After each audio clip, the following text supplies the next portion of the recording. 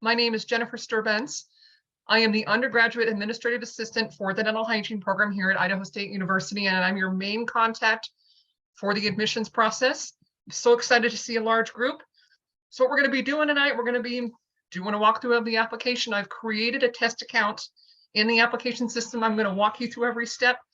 What I ask is that you leave your questions for after the presentation. And so what we'll do is I'll stop the recording, and then we can either have people just turn on their sound and do their questions that way, or if you want to do it through your chat, you can do that as well. But then that way, we'll have your questions off of recording.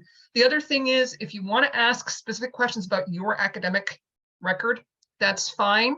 But just keep in mind, when we are in a big group, if you're going to be doing that, to be aware that it might be heard by the entire group. Any kind of academic facts that I share in this session are made up for the purposes of the example. So I will not be sharing any actual information because I know a lot of you I've already met with in the past. So before we officially begin, I would like to introduce, his camera's not on right now, our department chair, Ryan Clough. So Ryan is our department chair. He's been with us since November 2021, and he is our first ever male department chair of our department. So we're very excited to have him with us tonight. Hello, everybody. My name is Ryan Clough, as she said, and I've been a dental hygienist since 1997. You guys are lucky you get me when I have my mustache for No Shave November. I don't have a mustache ever besides during this month usually. I just wanted to welcome everybody. I'm excited that you guys have chosen to apply to ISU. I think we have a great program here, and I really hope to see you guys all in the next fall starting this program. Anyways, Jennifer will do a great job of walking you through this. She's the expert on this. If you have any questions that you want to ask me about the profession, about anything else, I am always can be available through my email. I'll take calls, I'll schedule meetings with you. I make myself extremely available. You can find my email on the website, or if you ask Jennifer at the end of this, she can tell you my email then too. It's Ryan Clough, my name that's at the bottom, I think, at isu.edu. So please, if you have a question specifically for me, just send it over. I'd love to answer them. That's all I have, Jennifer. Thank you, Ryan. And what we'll do is at the end of the presentation tonight, we will go to the website and I'll show you how to contact us, how to find my information, how to find Ryan's information. Also, at the end of our presentation tonight, I will be taking this recording and I'm going to save it to my email, and I will be uploading it to the dental hygiene website in the morning. So you will be able to revisit this video as many times as you want as you're filling out the application. So with that being said, let's get right into it. So what we're going to do, I'm going to show you where to find this thing first and foremost. So I'm going to share my screen with you first. So here we are on the main dental hygiene webpage. You're going to go to isu.edu/dental hygiene, and then we're under Bachelor of Science. So we're already at the Bachelor of Science page. If we go down to admission costs and requirements, you have a very helpful document about the whole admissions process. If you haven't already reviewed it, I highly recommend that you do so.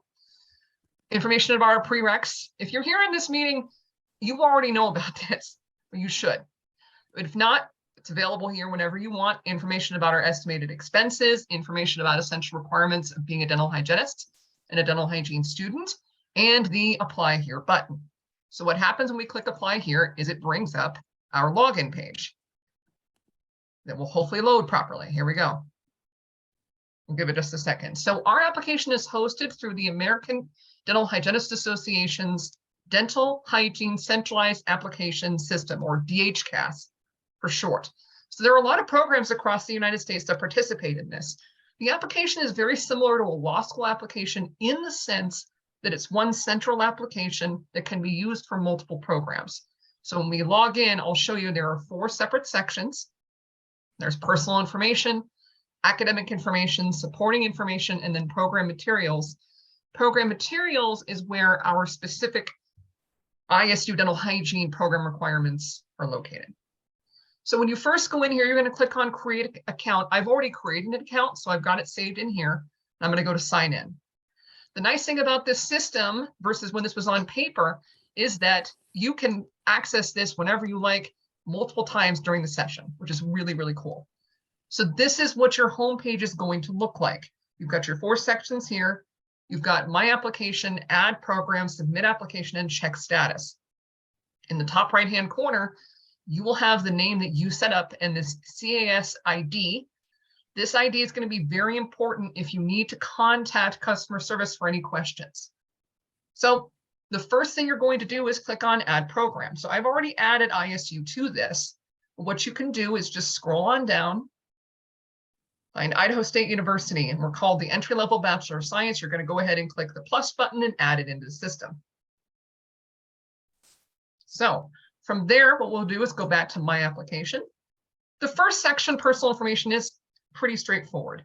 You have these agreement statements that essentially ask you to confirm that you are entering in your information correctly and that you are okay with ADEA releasing the information to us, the reviewers, because we are bound by FERPA, the Family Education Rights and Privacy Act. So we want to make sure that you guys understand how this information is used. So you got to agree to these before we can do anything else. So, and then, checking these box, release statements. So, just make sure you've gone through this. And if you have any questions, I can help you later with that information. Then you click Save and Continue. Pretty straightforward. And then in these various sections, you have biographic information. So many of you probably have materials like transcripts and stuff under a different name, especially if you've gotten married and you haven't changed your name yet, or you recently changed your name. So if you do, make sure you mark yes. And all you need to do is mark the alternate last name your stuff is under, because it makes sure that your transcripts get tied to the right account. Now, if you haven't changed your name officially with the university, then you don't need to worry about this.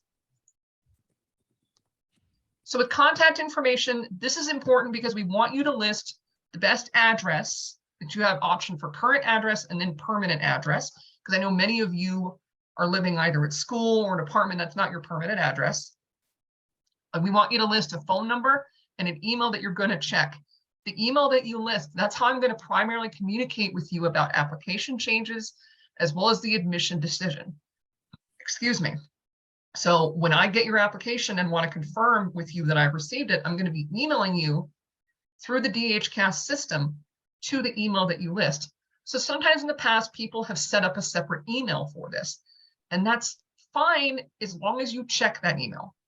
Because if you create a totally new email address and you never check it, then you're going to miss out all the important information, including the admission decision. So in this test account, I put my own email address so I can log in with my own stuff. So that's what I'd recommend, is your school address or an email address that you check often.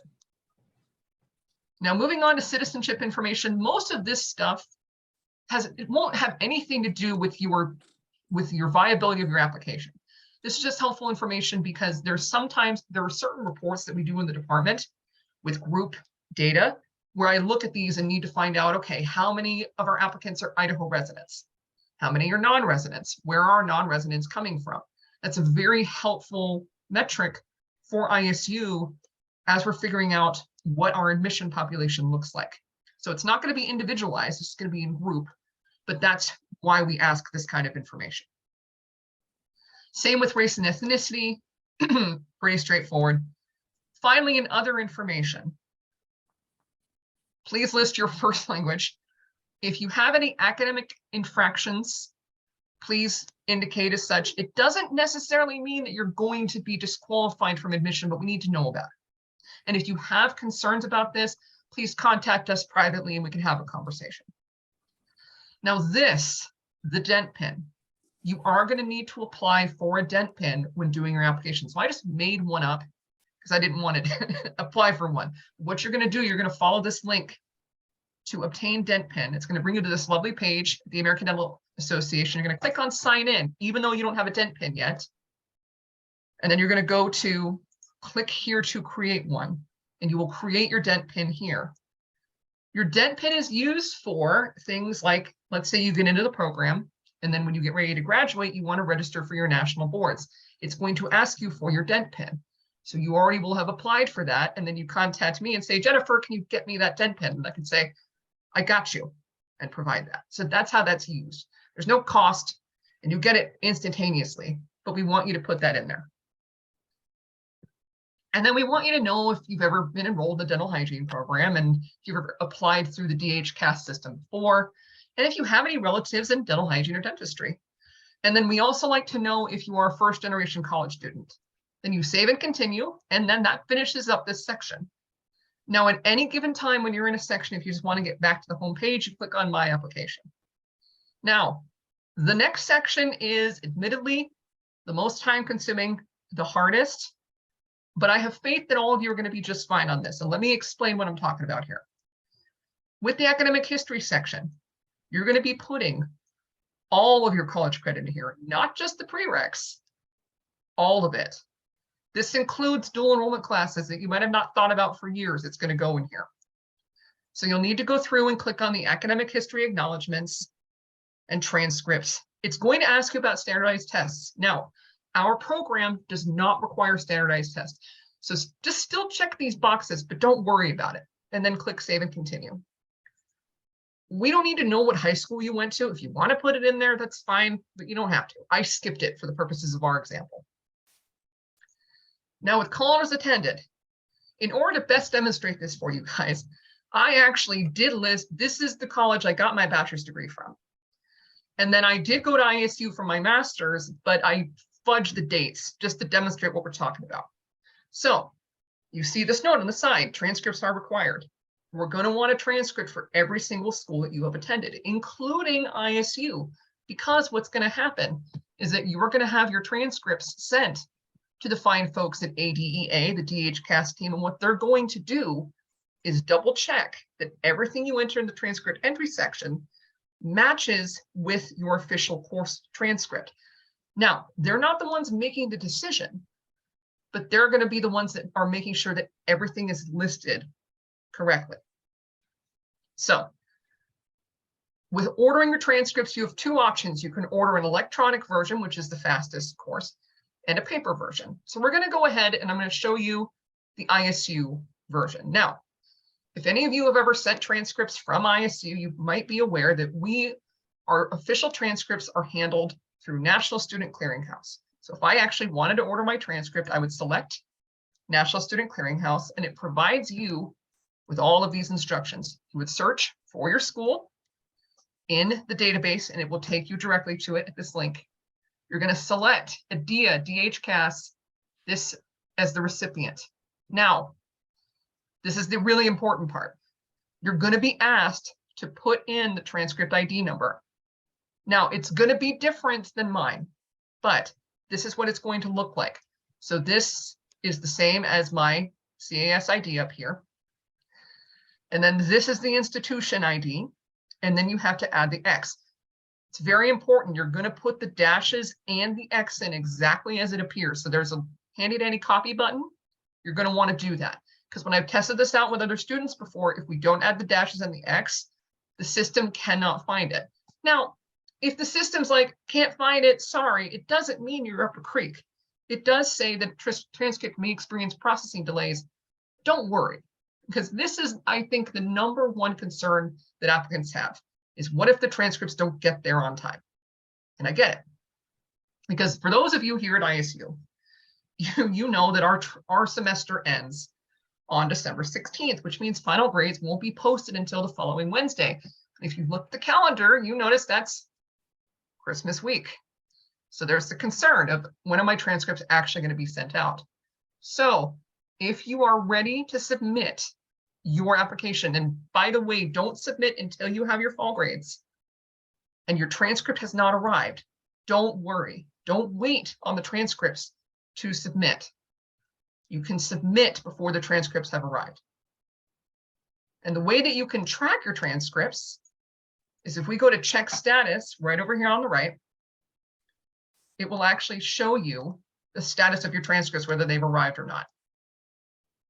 So I just wanted to highlight that because that is easily every year the #1 concern, and I totally understand. Excuse me, so don't worry, but please make sure to order them. All right, let's get back into it. So with transcript entry, you're going to have a different transcript for every college that you have attended. So for our example, I didn't want to list 4 years of classes for our example. So I just made up some numbers for classes I actually did take when I was in college. So I will show you. So we're going to go into Gordon College, small college back east.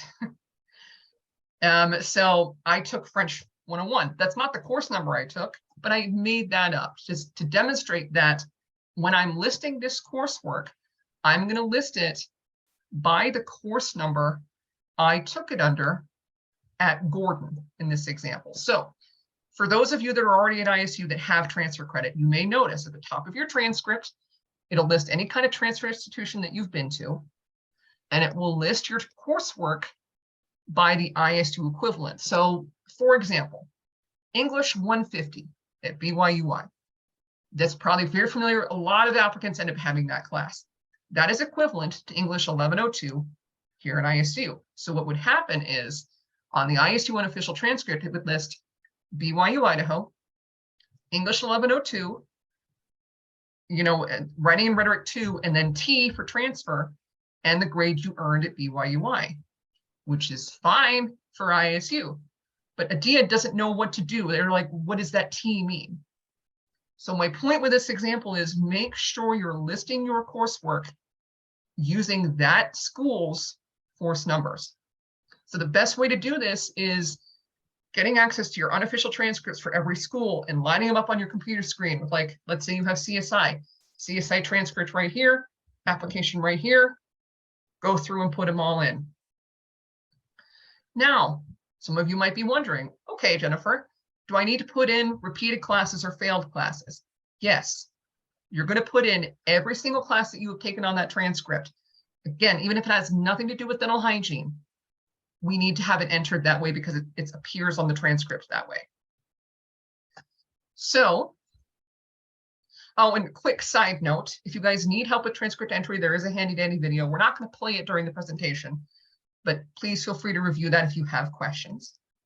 So we're going to skip ahead to my make-believe ISU transcript, because in this example, I did go ahead and create a couple of unique grades for you guys to show you how it would show up if it decides to look. There we go.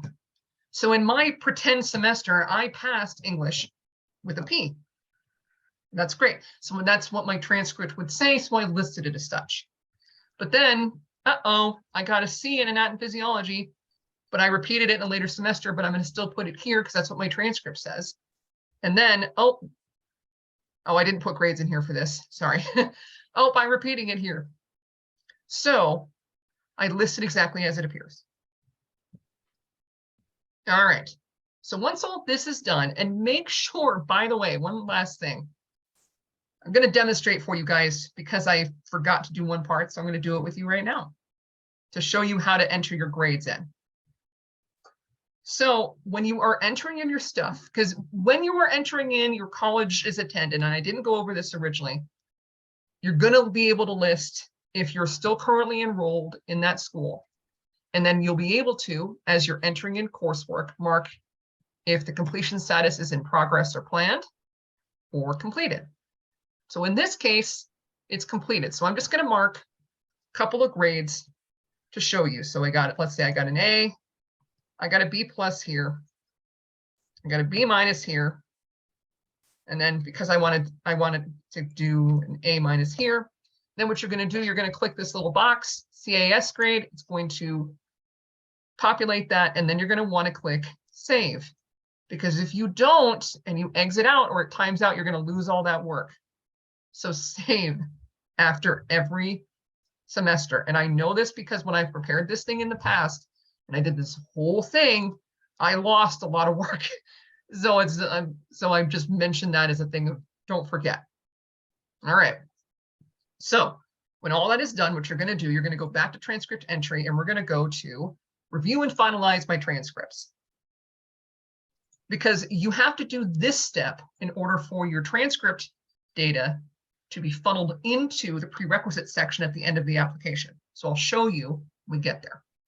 So you're going to list your primary college or university. For the purposes of our example, my primary college is Idaho State University. So we're going to click continue. Did I repeat any classes? I did. So we're going to mark that as yes. So what we're going to do, it's going to default first to Gordon College. I don't have any applicable courses that repeated here. So we're going to go to Idaho State University. Now, because I copied this over from a previous year, it's already highlighted my repeated courses. So I'll just show you how it works. So you're going to click plus on the first repeated course and then plus here.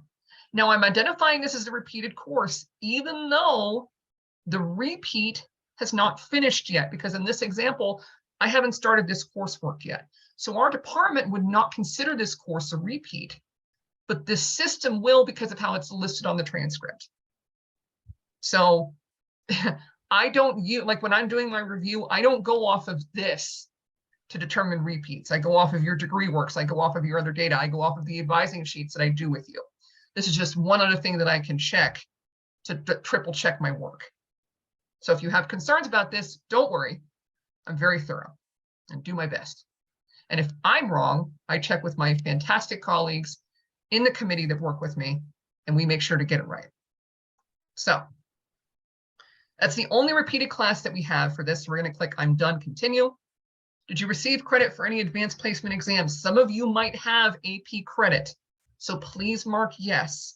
And then when you're marking AP exam credit, because like when you're looking on your transcript, some of you are going to have like you tested out of English and it's going to be marked S and then say ACT credit. There is actually a subject line in the transcript entry section that says test credit. And in fact, what we're going to do is I'm going to show you because it's easier sometimes to show versus tell. So we're going to pretend that I tested out of something.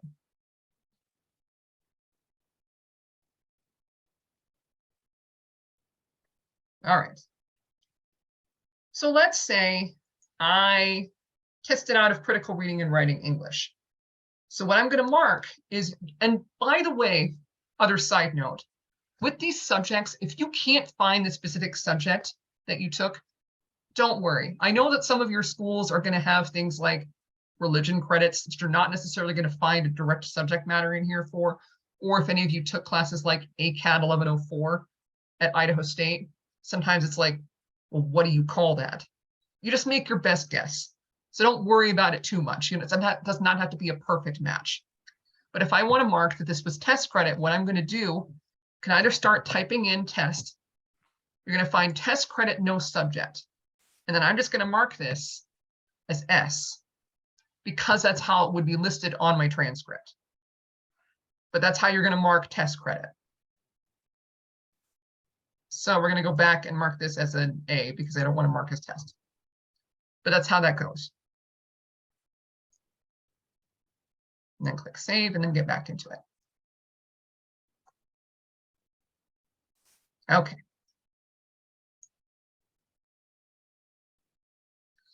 And then if you are working on your transcript stuff and you complete this finalize transcripts portion, but then you're like, uh-oh, I forgot to enter in more coursework. Every time you enter in more coursework and save, it will need you to redo this finalized transcript review again to feed that new coursework into the prereqs. So we're just going to skip over this. So if I did have an AP course, I'd mark yes, and I don't. And then if you received credit for any additional tests other than advanced placement exams, this is like the CLEP exam or anything else like that. Or if you took the ALEX test or something like that, and it's indicated on your transcript, this is where you would mark yes. A lot of people don't end up having to mark yes in this. If you have specific questions about this on your direct record, you can let me know and we can work this out in a private session. With honors courses, there might be some of you in here that do have taken honors courses through your university honors. You would mark yes, like if you take an honors 1101 or something like that. But if you haven't, don't worry about it. And then if you took any classes while studying abroad, you'd mark yes. And then transcript entry is complete. We're going to continue to next section. So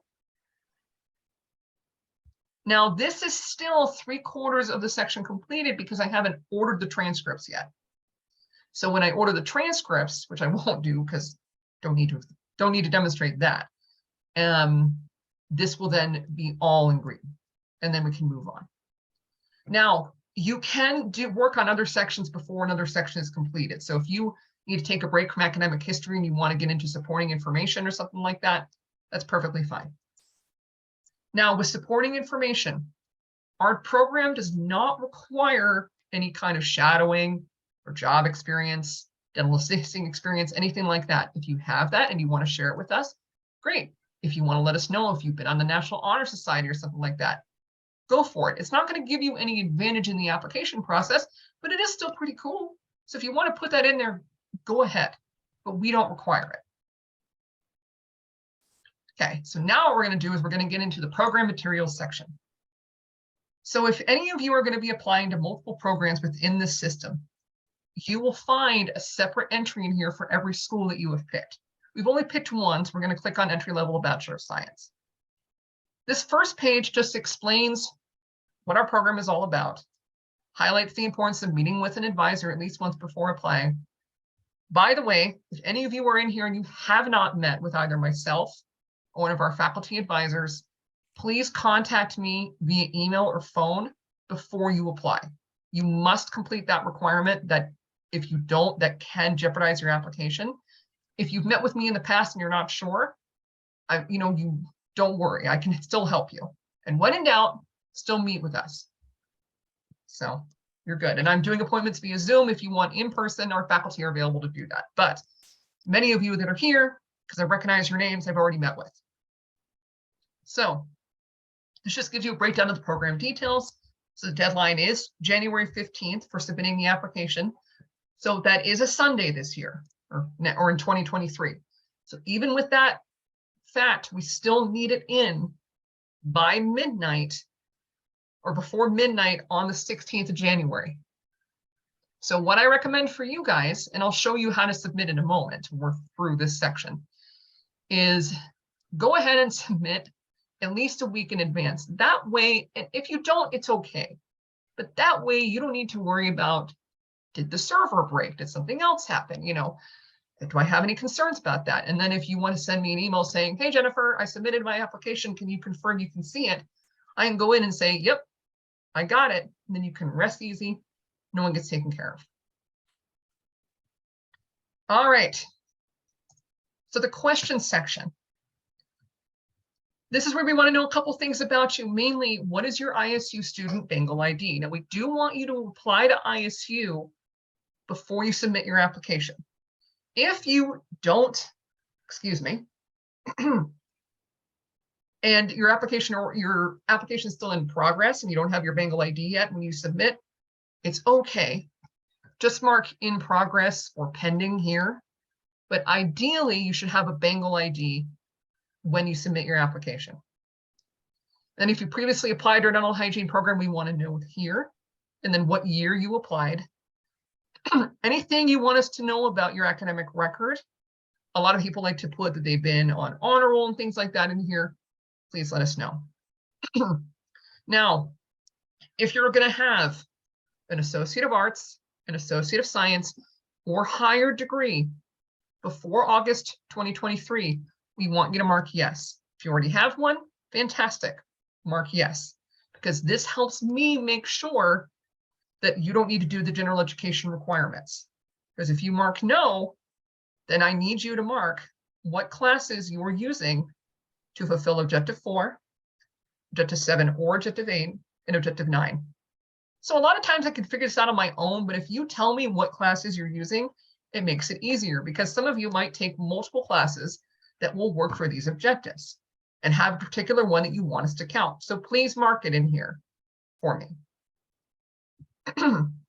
Now, if there are any of you that needs to take prereqs or gen ed courses in the summer, please list them here, because if you get into the program, we will reference that so that you know that needs to be completed before you can be eligible to start the program. Now, this question here is admittedly the most confusing question, so I want to take a little time to explain it. So if you've reviewed our prerequisite information, you know that we have 6 core sciences: Human Nat and Phys 1, Human Nat and Phys 2, Chemistry, Organic and Biochemistry, Microbiology, and Nutrition. So sometimes we have applicants that have taken other sciences in the fields of biology, chemistry, geology, physics, nutrition, or pharmacology. And we want to be able to let students use those credits to buoy their science GPA if that will help. But there are a couple of caveats.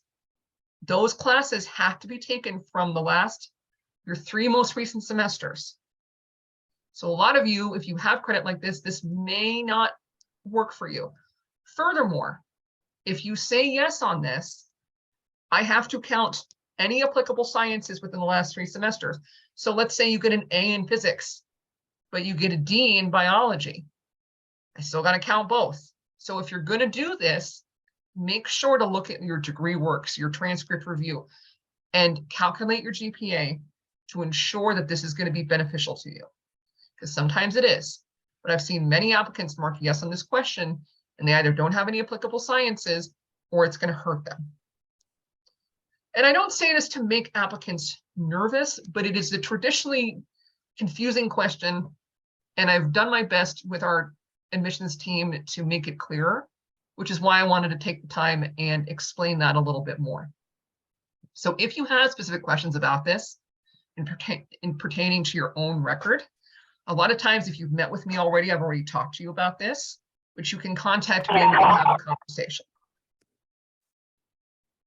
All right, if we can have people please make sure their microphones are muted. Thank you. All right, now we have 2 questions here regarding our Master of Science in Dental Hygiene program. You may be aware that we offer a fully online master's degree in dental hygiene, which is really awesome for a couple of reasons. You pay in-state tuition no matter where you are in the US or in the world for this program. It's really awesome. You're being taught by a lot of times alums from our master's program or from our bachelor's program. The online master's degree, you are able to get that degree while working because you don't have to come to campus to take classes, and it's paced well for you. And then it ends up, you do a thesis. So some of the things you can do with a master's degree, if any of you have ever been interested in teaching in the university setting and being in like a tenure track status. So for those of you unfamiliar with that statement, tenure track, by my understanding, is basically a way to be in the university sphere as a faculty member, but really have strong job security, as well as have a chance to do a lot of research and make a huge difference in the next generation. So the reason why I'm bringing this up is in order to be a full-time faculty in our department, you need to have a master's degree or higher. And a master's degree is the highest degree right now in dental hygiene. And then some of our other alums have served on like the American Dental Education Association. They've written books. They've gone and presented. Sometimes they work for companies like Colgate and Oral-B. It's really awesome. So I'm telling you all this because we're trying to get an idea of who might be interested in this from our applicant pool. So if that sounds intriguing to any of you, please mark yes. If you're not sure, you're like, you know what? I don't know. I just want to get through bachelor's degree first before I think about doing anything else. That's perfectly fine too. You can mark no. This does not commit you to anything. What this does for us is that I then pass this information on to our graduate program director, Lisa Bono, who is, by the way, not only an alum of our bachelor's program, but our master's program. But she would get in contact with you to, talk about the program and see if it would be a good fit. But we are wanting to know about that. Now, we have a new question this year. This is the very first time we've ever asked this. We are offering an exciting new degree option through our department. It's an advanced and accelerated track option between the Bachelor of Science and the Master of Science program. So eligible students can take up to 6 credits of graduate coursework in their senior year of the program that they can then, upon graduation, hop right into the master's program and get a head start. So if that sounds interesting to you, go ahead and mark yes. Or if not, no. And if you don't know, just mark I'm not sure, but you'd like more information. Again, it doesn't commit you to anything, but we want you to know about it and get an idea of who might be interested in such an option. Okay, so the checklist. All of you should be marking yes on this question that you've completed a minimum of 1 advising appointment with an ISU dental hygiene faculty or staff advisor. Inevitably, sometimes I get an applicant that marks no on here. It still applies. 9 times out of 10, that applicant's not ready to go. So if you can't answer yes on this just yet, get in contact with us. We'll help you fix that. We do need you to review the estimated expenses document, which is available here on our website, as well as the essential requirements for dental hygiene students and dental hygienist document, again, available here. Now, a quick note on the expenses. If you've met with me, we always go through this. You know, while we do our best to document what the expenses will be, we do need you to understand that the expenses that are listed are estimates and are subject to change. And we are trying to be as transparent as possible. If you've looked at other programs, you might find that sometimes it's hard to find expense information. We're trying to be more transparent so you can find it and have access to it. So that's why we want you to review it prior to applying. Now, for those of you that are transfer students, if you still need to take Dent 2-201 or additional courses at ISU in the summer 2023 semester, you will want to apply for admission for summer 2023, not fall 2023. Because then if you need to use any kind of financial aid or anything like that, you can use that in summer. So if you have any questions about this, please contact me and I can help you with that. If you've already been admitted to ISU and you need to change your admit term from fall 2023 to summer 2023, you just call up the admissions office. They're available at 208-282-2475. They'll have you verify a few pieces of information about your own record. And then based off of that, you can make your request of switching your admit term and they'll be able to help you.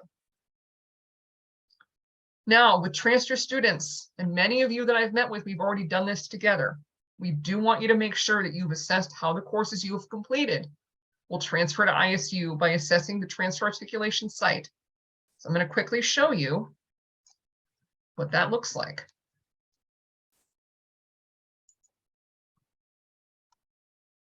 So I use this every time I do advising. I love this thing. You'll be able to pick the state that your school is in. So let's say we're looking at Massachusetts, just for kicks. So if I wanted to go and look at transfer stuff for my college, there's Gordon College. Here is the PDF that is created that lists the transfer equivalencies. Now, unsurprisingly, this one's pretty short, which is not surprising. I think I might be like one of the only Gordon College people to come to ISU. But that's not important right now. The point is that this is what it looks like. This is the tool that I use to help determine equivalencies for you. And so you also have access to this. So please feel free to use these tools. And then for transfer students, not only do you need to order your transcripts for ADEA in the academic information section, you will also need to send official transcripts for all universities and colleges attended to the ISU admissions office. Now with this step, you want to make sure to order your transcripts after your fall grades have posted, and very importantly, once you have finished any in progress or planned coursework, make sure you send another transcript to ISU admissions of the registrar so it fills in the gaps so that you're getting credit for the classes you already took. All right, so when all of that is done, actually, pardon me, 2 more sections. Sorry about that, guys. Section 3, documents. Now, we have an optional personal statement that you can put in. Putting in a personal statement does not give you any more leg up in the admissions process, but if you want to, give us a chance to explain why you think you'd be a good candidate. I do read every single one of these. And the way that I use these is that, like, if somebody wants a letter of recommendation later on down the line, once they're in the program, I go back and read the personal statement to get a good idea of the student's writing skill. So please know that I do read these, and it's really cool to get to know your stories and why you feel like you'd be a good candidate. But if you don't want to do one, it's okay. Don't worry about it. Finally, the most important section in the program materials section, the prereqs. So what's going to happen is As I mentioned at the beginning with the academic information section, once you have finalized your transcripts and sent them over, and by going through to finalize all those steps, once we just quickly show you.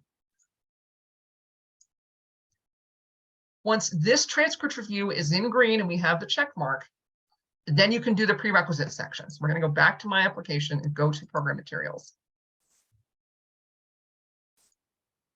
So what you're going to do is match your classes. So I will show you how to do it. You have two options. You can do them one by one or match them directly. So let's match Dent 2201 together. So we're going to go to Idaho State University, scroll on down. Oh, there's Dent 2201.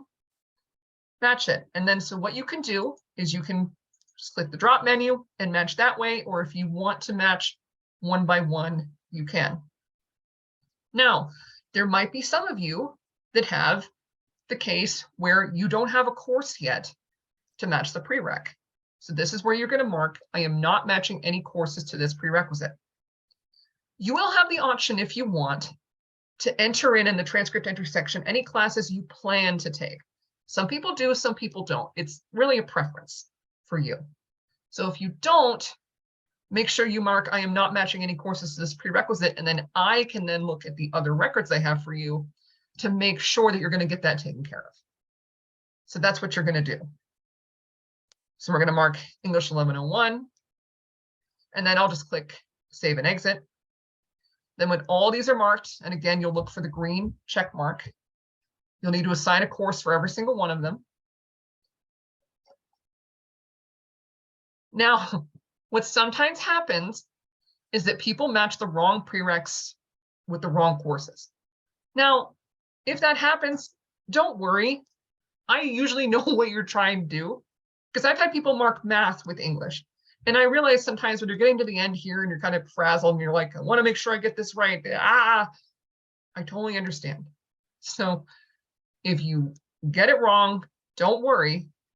I have ways of verifying your coursework, but it makes it easier for me when I can verify it on this page and when I can verify it on the other pages. So when all of this is done, when all these boxes are in green, it's time to submit the application. So what we're going to do, click on Submit Application. This is where you're going to submit. Now, the fee is $50. Now, the university and the program, we don't get a dime of this money. This goes entirely to a D&DH CAS. So that can be, I believe, credit card or debit card, maybe bank transfer. I've never tried. Now, what I highly recommend is when you submit or before you submit, go ahead and download the program application for your own records.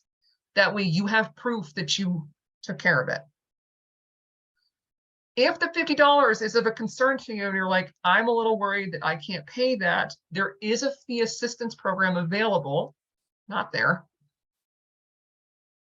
You're going to be able to click on fee waiver form. So you'll click on your name, click on fee waiver form. And you can fill this out. If you want to do this, you want to do this as soon as possible. And then it asks you for your adjusted gross income and the total members of your household. And then you need to provide proof of your tax return form 1040. So if you're interested in this, this is where you would apply for it. But you do want to get on this as soon as possible to be eligible for the fee waiver. Now, let's say you submit your application, you pay the $50, but then a DM messages you and says, error, you need to fix this and resubmit. You do not need to keep paying the $50. You pay it once and that's it.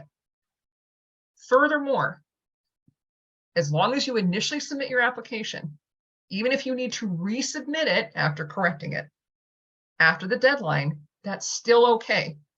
But you have to get your application in by 11:59 p.m. Mountain Time on the 15th. So for those of you that are in Washington, that's going to be 10:59 p.m. the 15th. So that's the big deadline. All right.